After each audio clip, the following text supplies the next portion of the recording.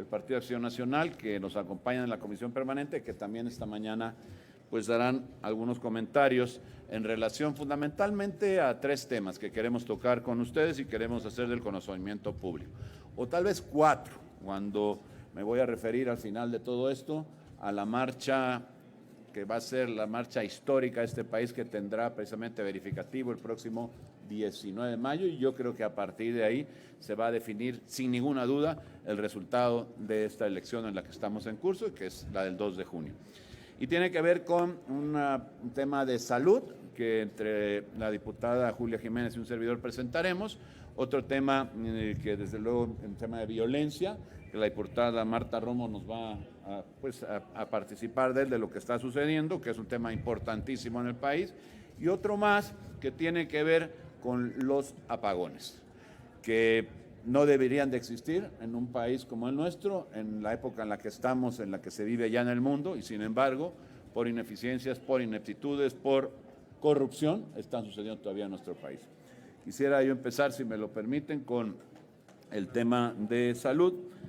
En muchísimas ocasiones hemos escuchado cómo el presidente se ha referido a que el sistema de salud alcanzaría los estándares de países como el de Dinamarca. Nada más falso que eso. Ni siquiera él lo creía. Desde que él pronunciaba eso sabía que estaba mintiendo, sabía que no había posibilidad de lograr eso. Todavía hace unas cuantas semanas, con absoluta desfachatez, se atreve a decir que sí, que lo vamos a lograr, que lo vamos a alcanzar. Cualquier persona, ustedes, yo, cualquiera, un ciudadano común de cualquier parte del país puede constatar que esto es absolutamente falso, que el presidente miente y además miente con conocimiento de causa, lo cual es peor. Dijo desde el principio que iba a componerlo y así fue como acabó con el Seguro Popular y creó algo que también ya quitó, porque ni siquiera lo que crean lo saben hacer bien y lo pueden controlar para que dé algún resultado, el famoso INSABI. Quitaron el Seguro Popular, dejaron en ese momento sin posibilidad de acceder al sector salud a 15 millones de habitantes, 15 millones de personas que equivalen a la población total de varios países de América Latina. Algo verdaderamente increíble, un acto inhumano, totalmente inhumano. Bueno, crearon el INSABI y el INSABI también fracasó. Y ahora están creando el IMSS Bienestar. El IMSS Bienestar con una capacidad insuficiente, tanto técnica como económica, como de doctores, para poder atender lo que tendría que atenderse ahí. Hoy, francamente, vemos que es un gobierno absolutamente mentiroso, absolutamente incompetente, totalmente ineficiente y además incapaz, en donde con los resultados que tenemos de ahora de la cuenta pública del 30 de abril que se presentaron, vemos que en materia de salud hay un desabasto criminal. 104,000 millones de pesos de los 209, o sea, prácticamente el 50%, el 49.7% del presupuesto de salud no se ocupó. ¿Cuántas personas murieron en este año porque el gobierno no ejerció el presupuesto? ¿Cuántas recetas no se surtieron? Ahí están los datos, yo se los digo. 15 millones de recetas que no se surtieron, que no lo pudieron ser atendidas. Personas que le decían, tómate esta medicina, iban a los centros de salud y decían, no te la puedo surtir. 15 millones de ocasiones. Si lo sacamos por mes o por día, es una barbaridad de gente la que dejó de atenderse. Y luego, ¿cuántos muertos tendríamos que contabilizar por razones de lo que ha pasado en el COVID en nuestro país? Más de 800,000 personas muertas justo por ello. Luego, tenemos otro tema que me parece que es relevante, que hay que decir, lo que surgió justo ahora, esta semana, este fin de semana, de manera más específica.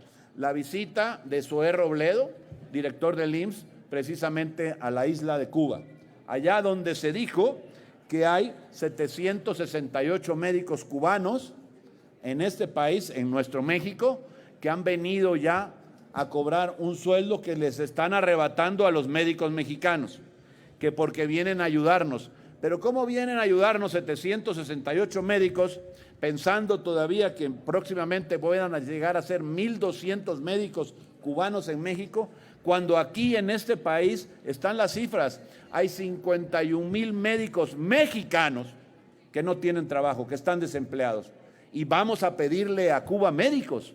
Francamente, eso es algo contrario a lo que tanto han pronunciado y han ofrecido, de darle empleo a la gente de México. Amén de que está contemplado en la Constitución General de la República que tiene que dársele preferencia al personal, a los mexicanos, cuando se está en igualdad de circunstancias.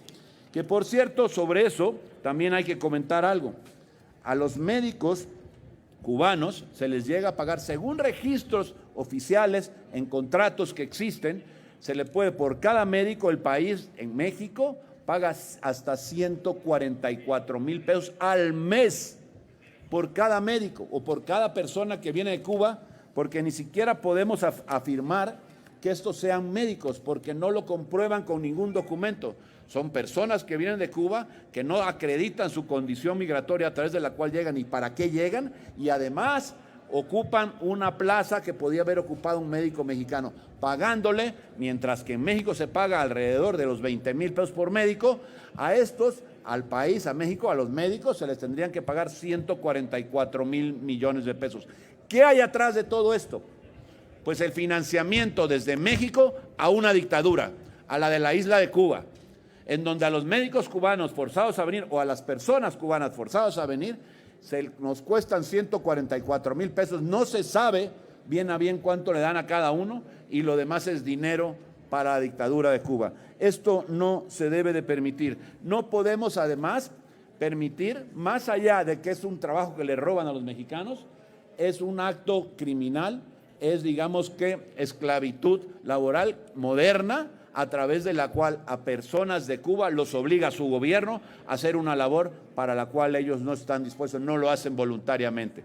Entonces, aquí hay que sancionar el gasto excesivo, la falta de oportunidad para los médicos mexicanos y desde luego la esclavitud que se hace a estas personas que vienen de Cuba a desarrollar todo esto.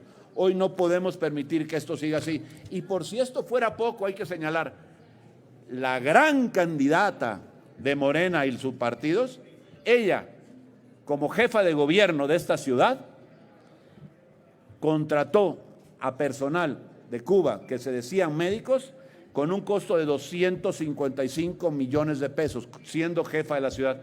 ¿Dónde está esa condición que se presume de dar la oportunidad a los mexicanos? Si ella misma, cuando fue jefa de la Ciudad de México, hizo esto, ¿qué podríamos esperar como presidenta de este país? Afortunadamente no va a lograr su cometido, pero solo se dice para que se sepa exactamente quién es ella y a qué intereses atiende, y no a la que los mexicanos requieren. Yo hasta aquí me quedo en este comentario de salud y le doy la palabra a la diputada Julieta. Muchas gracias.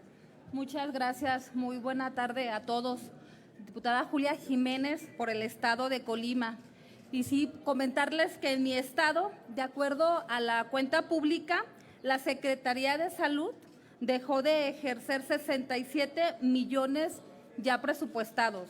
No ejerció 57 millones también del acuerdo para el fortalecimiento de acciones de salud pública en las entidades federativas. Tampoco se ejercieron 9 millones de la partida de atención a la salud y medicamentos gratuitos para la población sin seguridad social laboral. Y esto repercute en los hospitales públicos de Colima, que no pueden atender las necesidades de la población. Hay desabasto de medicamentos, de insumos, tanto es así que los trabajadores de la salud han salido a manifestarse por no tener las herramientas necesarias para garantizar una salud digna. Por eso es que exigimos al gobierno federal y al gobierno del estado de Colima, encabezado por Indira Vizcaíno Silva, para que tomen las medidas urgentes y necesarias a fin de garantizar el acceso a la salud y que éste sea oportuno y de manera digna.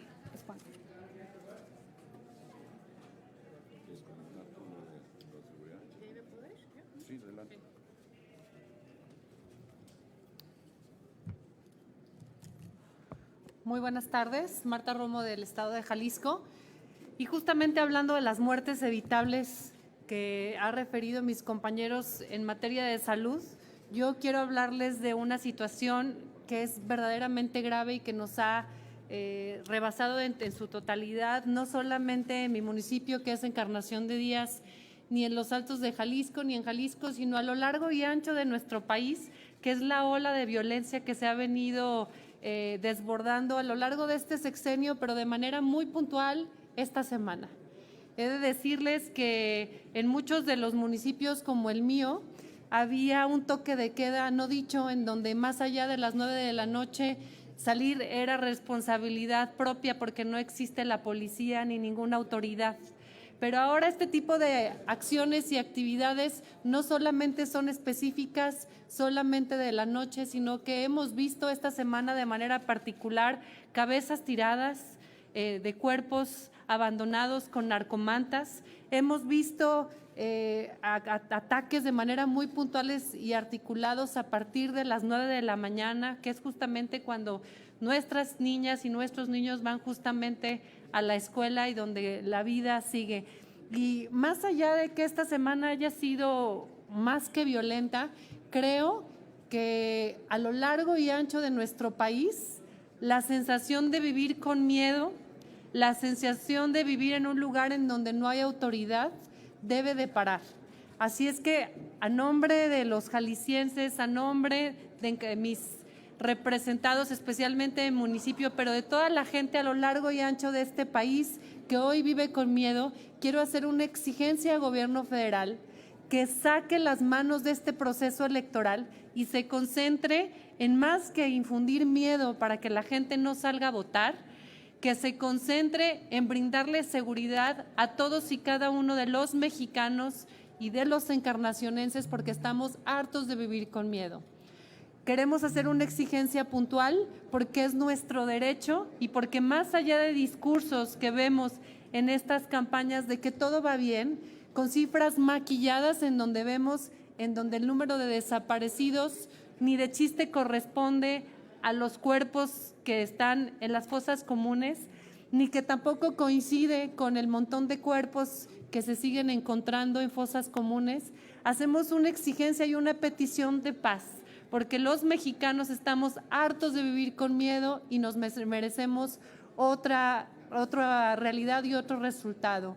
Sabemos que la situación no solamente es propia de las y los candidatos que están viviendo también un proceso que históricamente estamos viviendo las elecciones más violentas de estos últimos años, sino que también estamos viviendo como mexicanos una realidad en donde la violencia ha sobrepasado cualquier límite y nos merecemos las y los mexicanos y los encarnacionenses vivir sin miedo. Así que a nombre de mis compañeros y de todos los mexicanos, una exigencia de paz y que el presidente se concentre en más que en un proceso electoral, se concentre en brindarnos esa paz que nos merecemos. Es cuanto. Ahora sobre el tema apagones que le decía, nos lo comunicará el diputado Ignacio Loyola. Adelante, Nacho. Muy buenas tardes, Ignacio Loyola, diputado por Querétaro. Bueno, pues es conocido por todos y por todas que existen apagones en este país. Si me permiten, quiero referirme a la visita del director general de Comisión Federal de Electricidad al Congreso de la Unión, a la Cámara de Diputados, en noviembre del 21. Él ahí nos dijo puntualmente que tenían la instrucción del presidente de tener una comisión federal que proporcionara energía suficiente y barata al pueblo de México. Yo le pedí que para que pudiera cumplirle al presidente su petición, se dedicara únicamente a la transmisión y a la distribución, y que siguiera impulsando que la iniciativa privada, no extranjera, nacional, los empresarios mexicanos siguieran generando energía para que hubiera energía suficiente y barata.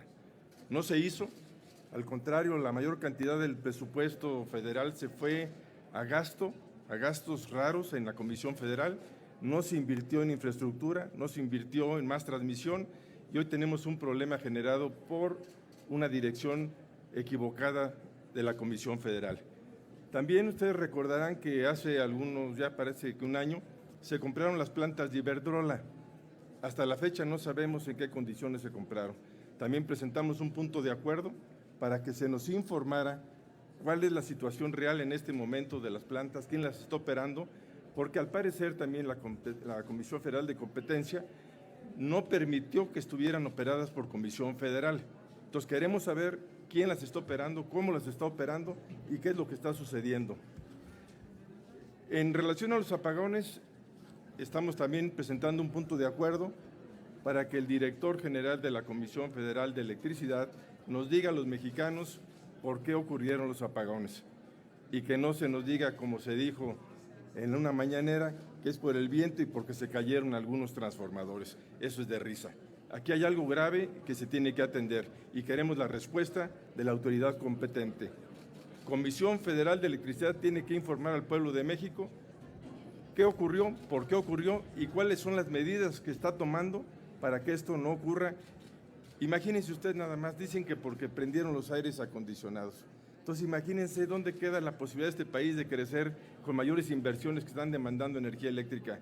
Y aquí les hablo a los jóvenes, abran los ojos, ustedes están perdiendo la oportunidad de crecimiento. Este país no puede crecer si no tiene energía suficiente, energías limpias, energías más baratas. Este gobierno se la pasa viendo al pasado. Yo recuerdo mucho, porque empecé a trabajar en aquellos años, cuando Echeverría tenía esa misma visión, un Estado controlador. El estatismo es el peor veneno que le puede pasar a un país y estamos regresando a eso. La sociedad es la que mueve a un país. El gobierno solamente administra y está administrando muy mal. Así que esperamos las respuestas del gobierno federal y esperamos que abran los ojos los ciudadanos de México y este 2 de junio pues decidan precisamente votar por el bien posible o seguir con lo mismo. Y acuérdense de una cosa, dicen que van a hacer un segundo piso, los segundos pisos se les caen. Gracias.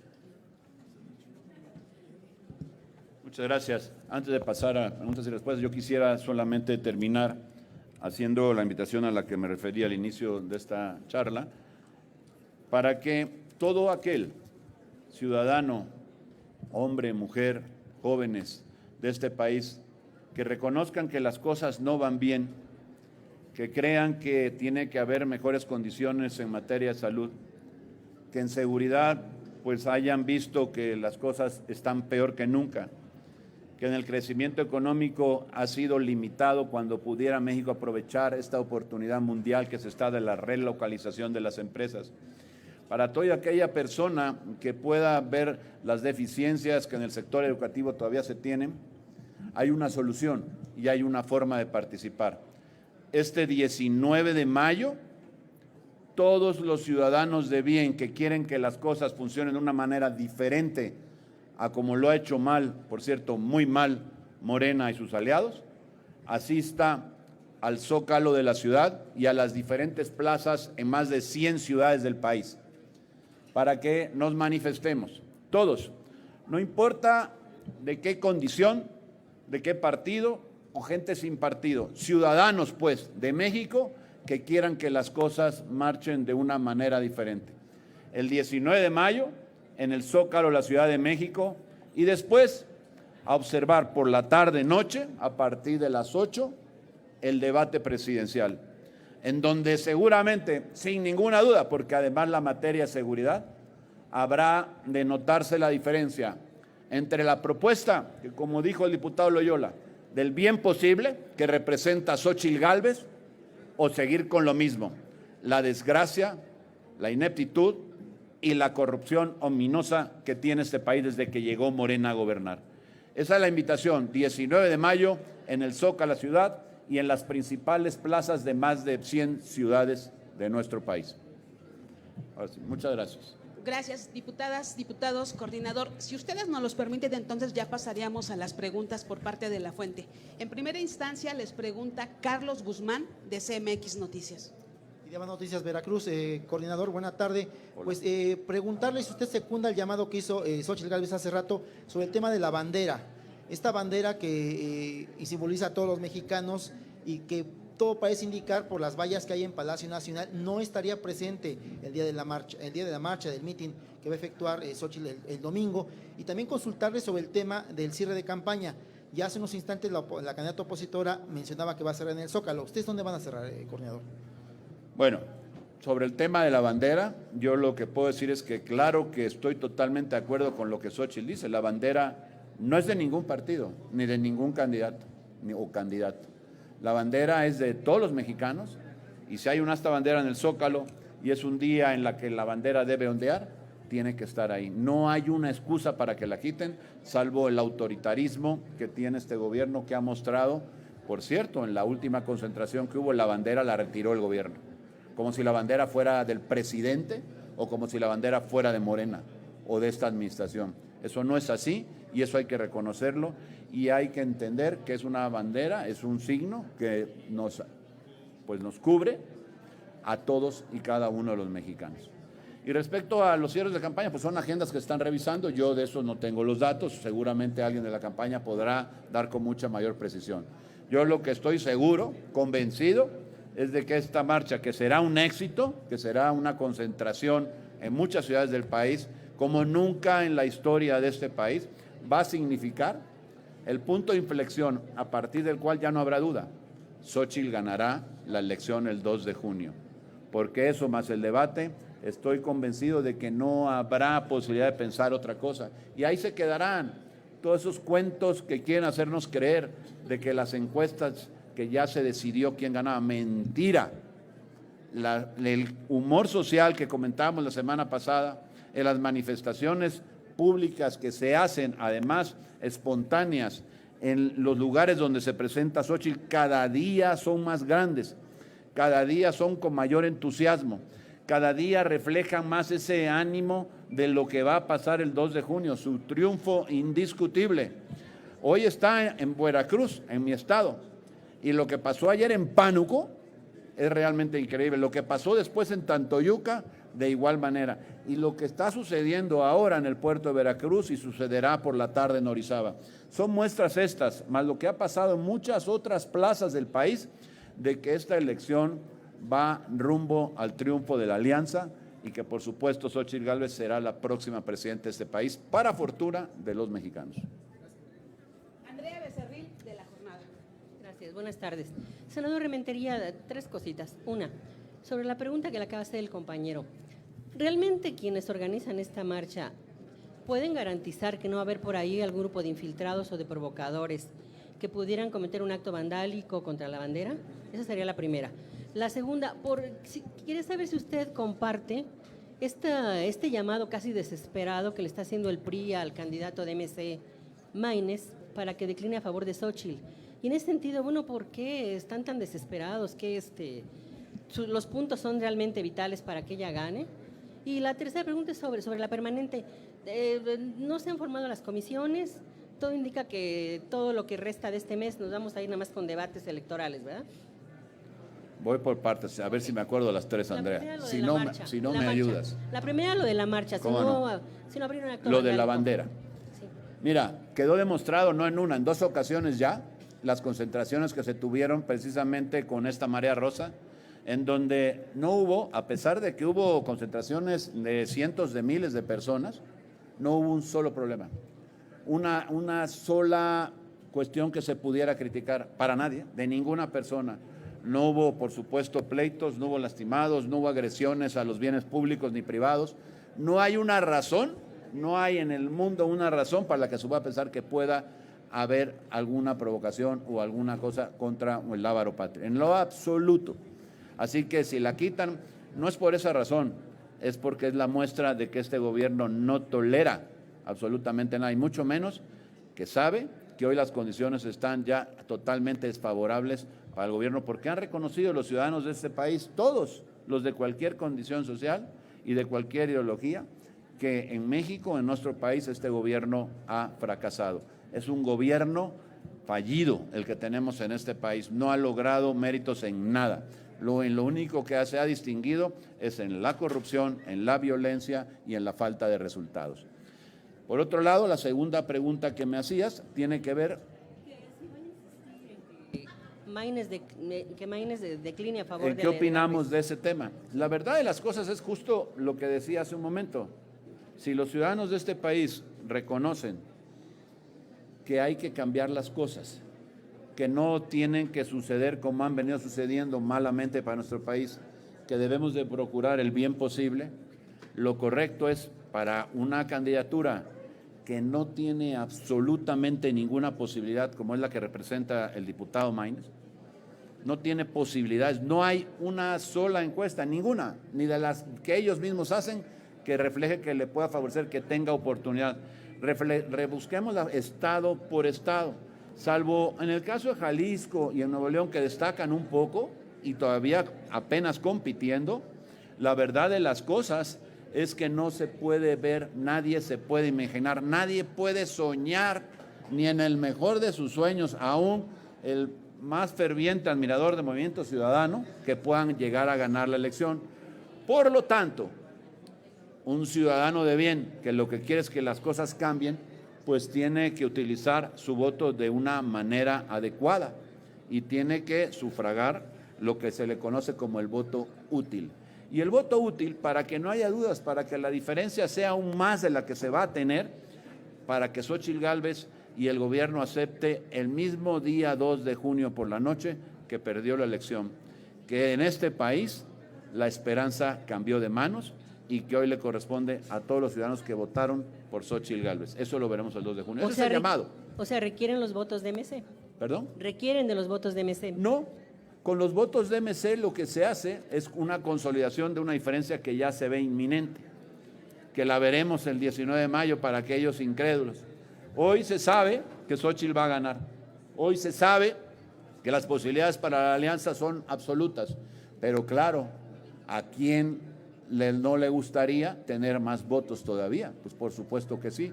Si con los votos de Movimiento Ciudadano alcanzamos el 65% de los votos totales, pues entonces, ¿por qué no podríamos aceptarlos? ¿Por qué no quisiéramos quererlos? La verdad de las cosas es que lo que se quiere es hacer el llamado a todos los ciudadanos de este país, incluso a los, digamos, a los fieles seguidores del Movimiento Ciudadano. ¿Quieres un país mejor?